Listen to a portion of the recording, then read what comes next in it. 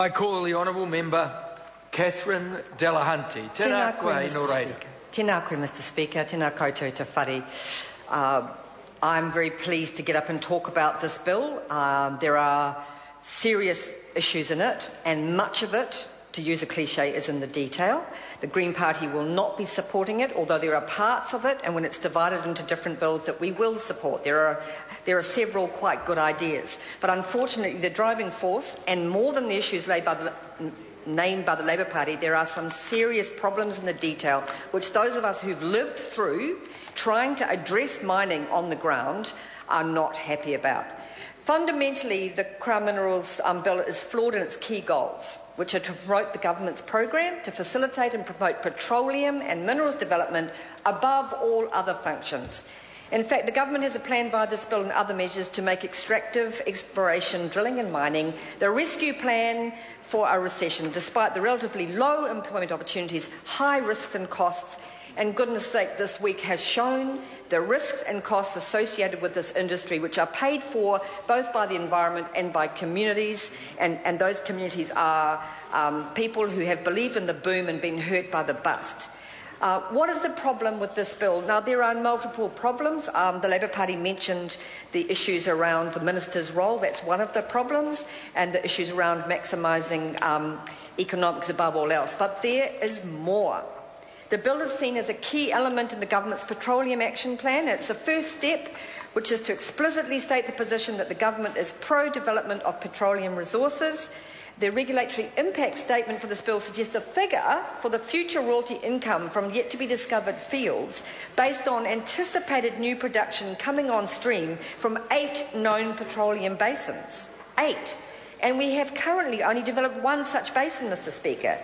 And this petroleum development will include risky deep-sea oil drilling, an incredibly unpopular and dangerous move at the moment being advocated by companies who need to be vetted and who haven't been vetted, such as Petrobras, and which have many communities opposing them. Not to mention the controversial and dangerous fracking, which was debated in this House and will continue to be. We object particularly to the new functions of the Minister under the bill. So it's clearly stated the function of the Minister, Mr Speaker, is to attract permit applications, not to look at them on their merits, not to look at sustainability, but to attract permit applications.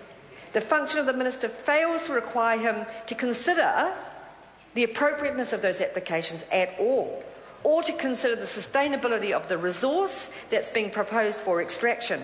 So this is a huge bias, which the Crown Minerals Act already had, but this bill increases and reinforces and promotes that bias. Whatever the oil and gas and mining industry want, the government's made it really clear they're going to do their absolute best, except for a few little token things, to make sure they get it. Unfortunately, this will not result in the economic nirvana, the golf course nirvana that Planet Key wants to create. What it will do is put at risk the fact that our economy is our environment and that our people deserve real sustainability in their employment, which is not ever to be found if you have any ability to study history in terms of mining. In response to the government's request for feedback on a discussion document on Schedule 4 in 2010, submitters, and there were thousands, up to more than 30, requested that in future all national park and high-value conservation areas should be automatically added to Schedule 4. This bill does this, and I think some people have gone, great, progress, fantastic, and we wanted to believe this too. But however, we had a look at this, because it's not as simple as that land will just be included. The land is going to be included through a process by which it's granted conservation status, but the decision maker in classifying this land was solely the responsibility of the Minister of Conservation under the Conservation Reserves and Wildlife Act, and my colleague Eugenia Sage will talk about this more. However, this bill now makes it a process by which the Governor-General will perform this role by order in council. And I talked to my colleague, the former Member of Parliament Jeanette Fitzsimons, about this today, because I wanted to understand it, because she's lived Schedule 4, she wrote the amendments to Schedule 4, and what she told me is this effectively means that Cabinet will now have input into the decision-making over this land. Therefore, that means instead of it being the Minister of Conservation having a primary role, whereby it's automatically added to Schedule 4 if advocated for by the Minister, the Minister of Energy and other ministers, especially higher status in Cabinet, can now determine, using economic criteria rather than conservation criteria, whether that land should be protected or not. So sadly, though it looks like progress, it isn't. It's about changing the process for what would have been a good idea and giving Cabinet, through the Orders in Council, power that previously belonged to the Minister of Conservation. And that actually is similar to the whole issue of joint decision-making. It's in line with, it's consistent with the idea that the Minister of Energy should jointly decide the future of the conservation estate, an issue which caused an outcry when it was first mentioned by this government. I can see their consistency with this bill. It's completely consistent. It's just totally wrong. And it's absolutely not going to help us make good decisions for the future of our country, because it takes away the idea that conservation has any intrinsic value and that our land should be protected for future generations, because there's only one driver. That driver is maximising profit. When it comes to the Tier 1, Tier 2 stuff, we're not objecting to that at all. So long as Tier 2 is robust and we don't have any exploration faking as hobby mining, things that do go on in our experience, we do see the value in separating out those tiers. We are very interested in something the government has made up in this bill called iwi engagement reports. Section 33A talks about a company is required to annually produce an iwi engagement report. What is it? What does that mean?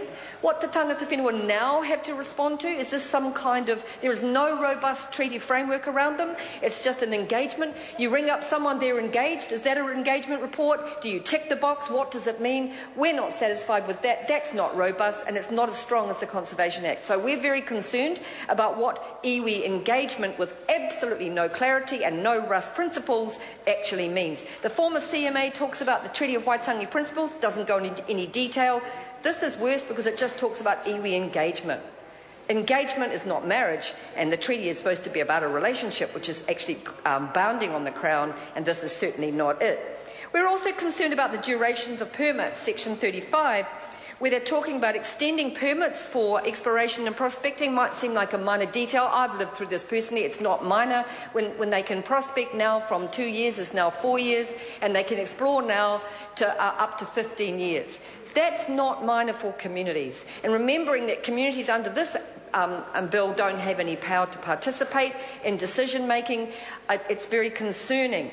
So the extension of permits also is very interesting. They're talking in the same clauses, they talk about extending permits if it's wished to. The minister gets discretion on these things, and you just sort of see that the extension for the permit can be for any period that the minister considers necessary to enable the permit holder to do carry out more work. So there's lots of little clauses like that where the minister and the mining permit can just be extended. There can be an appraisal extension, and it's all in the hands of the minister, so long as the minister has regard for things like maximising economic return, maximising economic recovery, and now my other favourite one is any change to a work program determined by the negotiation between the miner and the government, possibly using this mythical person called an independent expert, I don't know who that is, love to meet them, must be limited to what is reasonably required to ensure that economic recovery is maximised.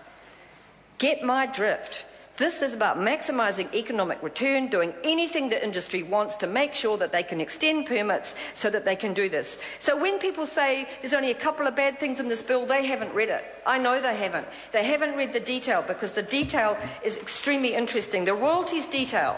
Well, the royalties aren't really going to be defined in the bill. They'll go through the regulations process, and we will have less control of them. But there are interesting provisions on how you can renew a permit but still pay the same amount of royalty, even if the rate of that royalty has changed.